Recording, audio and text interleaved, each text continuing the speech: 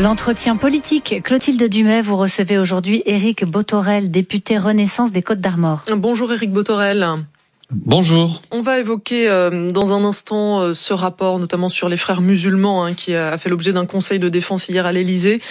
Mais d'abord un mot sur la situation à l'étranger. 2 agents de l'ambassade israélienne tués à Washington par un tireur présumé qui a demandé la libération de la Palestine. Et puis, avant cette attaque, des tirs israéliens qui ont visé des diplomates étrangers à Jénine en Cisjordanie occupée. Des tirs condamnés par de nombreux pays, dont la France, qui va convoquer l'ambassadeur d'Israël. Est-ce que Paris, Éric Bothorel, doit hausser le ton? Est-ce que la France et l'Europe doivent être plus fermes vis-à-vis de l'État hébreu? Oui, bien sûr. Enfin, d'abord, avoir une pensée pour effectivement les 2 victimes de ce qui ressemble à un attentat outre-Atlantique. Enfin, tout ça sera qualifié dans les heures qui viennent. Mais s'agissant de l'actualité qui l'avait précédé, c'est-à-dire ces tirs sur cette délégation de diplomates condamnés parce qu'inacceptables par Jean-Noël Barrot, elle fait suite à d'autres incidents que nous avons connus. Par exemple, l'exclusion de gendarmes dans l'enclave de Jérusalem, l'enclave française à Jérusalem, qui avait déjà fait l'objet de condamnations très fortes. Et puis, il n'y a pas uniquement les diplomates, on a eu aussi des journalistes qui avaient été la cible de tirs volontaires de Tsahal. Et ça, pour le coup, il faut continuer de le condamner. Mais enfin, on est en situation de guerre. Des incidents de cette nature sont probablement amenés à se répéter malheureusement. Et donc, on ne peut que demander au Hamas de déposer les armes et à Benjamin Netanyahou de revoir sa copie désormais pour laisser la place au dialogue qui devrait pouvoir conduire à la paix, parce que c'est véritablement ça qui doit être la ligne d'horizon. Vous parliez du ministre français des Affaires étrangères. Est-ce qu'il en fait assez, Jean-Noël Barrot, selon vous? Moi, je trouve qu'il en fait assez. En tout cas, il est dans la mesure. Je crois que je pense d'ailleurs que la position française, s'agissant de ce qui s'est passé depuis le 7 octobre, est de ce point de vue plutôt respectée et respectable. Les déplacements du président de la République, les déplacements de Jean-Noël Barrot sur le territoire pour aller voir l'ensemble des interlocuteurs, la mobilisation d'un bateau hôpital sur Gaza très tôt, et un certain nombre de prises de parole très fortes quant aux dérives que l'on voit et qui perdurent aujourd'hui de la part du pouvoir et de Benjamin Netanyahou, notamment l'organisation de la famine dans la bande de Gaza. Oui, nous sommes présents, et oui, la parole de la France continue à être très forte et exigeante vis-à-vis du pouvoir israélien, bien sûr. Après l'attaque qu'on a évoquée près du musée juif à Washington, est-ce qu'il faut craindre en France aussi, selon vous, des menaces supplémentaires autour des lieux juifs? Le ministre de l'Intérieur a d'ailleurs demandé au préfet de renforcer la surveillance autour des lieux qui concernent la communauté juive. Possiblement, dans un monde où désormais ce sont les plus radicaux et les plus extrêmes de chaque bout du spectre qui sont les plus vocaux et qui finalement n'ont rien à fiche que les modérés puissent trouver des voies de pondération et de pacification des conflits. Oui, à coup sûr, il faut imaginer dans un fond dont on sait aujourd'hui que les actes antisémites ont cru, y compris ont été en croissance, y compris et surtout depuis le 7 octobre.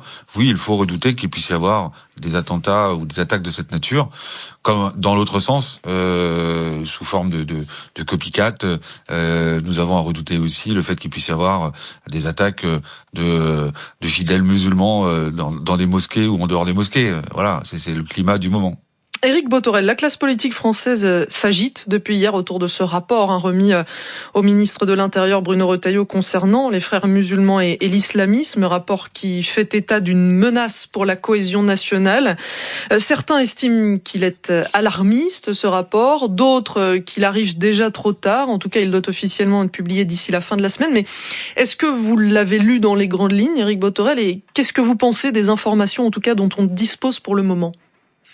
Alors, je l'ai lu dans le détail, pour être honnête. Alors, j'ai lu la version 1, parce que j'ai compris que nous étions sur la version édulcorée, qui devrait être complétée par une version plus complète et plus alarmiste ou plus alarmante, semble-t-il. Mais de ce que j'ai lu, c'est un rapport qui fait un peu pchit quand même, parce que on n'y apprend pas grand-chose. Les éléments qui sont donnés dans ce rapport ne sont pas de nature à quantifier, objectiver ce qui est en creux. Il y a des chiffres quand même qui sont donnés dans ce rapport. 139 lieux de culte, par exemple, qui seraient proches des musulmans de France.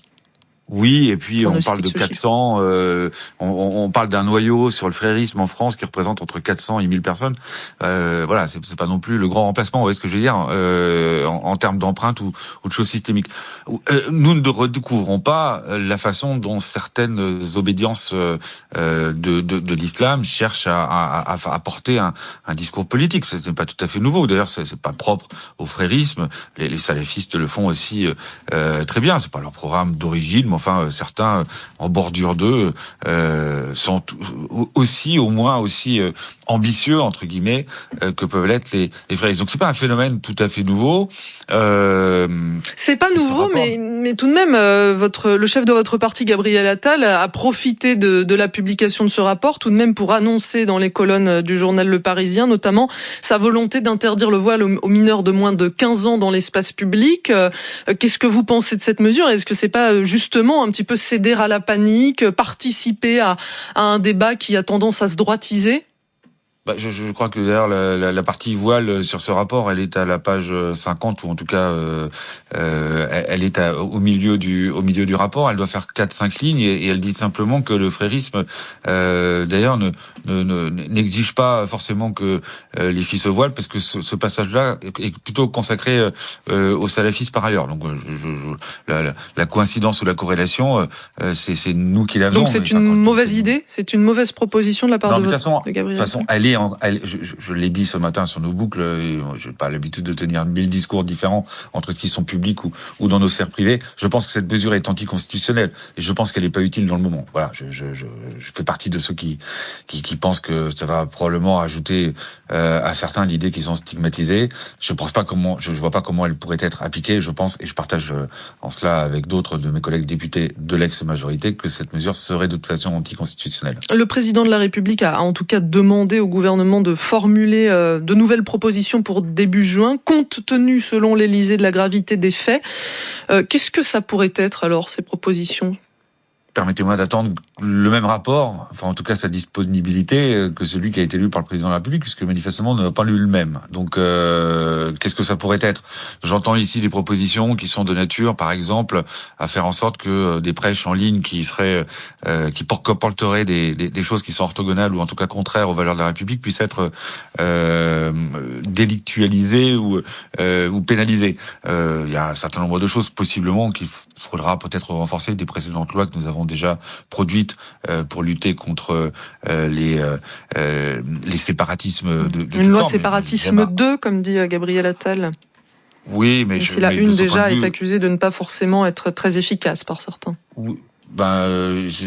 S'il faut réécrire une séparatisme 2 alors que la séparatiste version 1 est à quelques années à peine, c'est qu'effectivement elle est peut-être pas efficace. Mais en tout cas, elle ne peut pas simplement cibler des comportements qui sont ceux de la communauté musulmane. On a eu une actualité aussi récente et blessante de la part de quelques actions de l'extrême droite la plus radicale, l'extrême droite des cagoules. Vous voyez, il n'y a pas que le voile dans la rue, il y a aussi des gens qui mettent des cagoules pour manifester, se cachant sous des parapluies. Et ça, pour le coup, je crois pas que ce soit des gens qui soient très favorables aux valeurs de la République par ailleurs. Et donc, si nous devions renforcer notre arsenal pour éviter que, et les uns, sous la contrainte, obligent les jeunes filles à porter des voiles, et les autres, sous la force et la contrainte, nous obligent à changer de modèle de société avec leur cagoule, eh bien, il faudrait pouvoir les pénaliser les deux. Ce rapport, en tout cas, il a largement été mis en avant par Bruno Retailleau, l'actuel ministre de l'Intérieur, qui vient par ailleurs d'être élu président du parti Les Républicains, et qui semble, du coup, vouloir imposer ses priorités dans le débat public. Est-ce qu'il peut rester, Éric Bothorel, dans le gouvernement avec ses positions et avec ce nouveau rôle d'un chef de parti de droite ? Oui, c'est pas ça qu'il dit. Enfin, c'est pas parce qu'il est devenu chef des Républicains à l'issue d'une élection ce week-end qu'il est disqualifié de pouvoir être ministre. Non, ce qui pourrait le disqualifier, c'est de l'entendre répéter à l'envi que le en même temps ne marche pas, alors que le gouvernement dans lequel il est, il cohabite avec quelqu'un comme, je veux pas la mettre en difficulté, mais Juliette Méadel, qui vient pas de la droite, on est bien d'accord.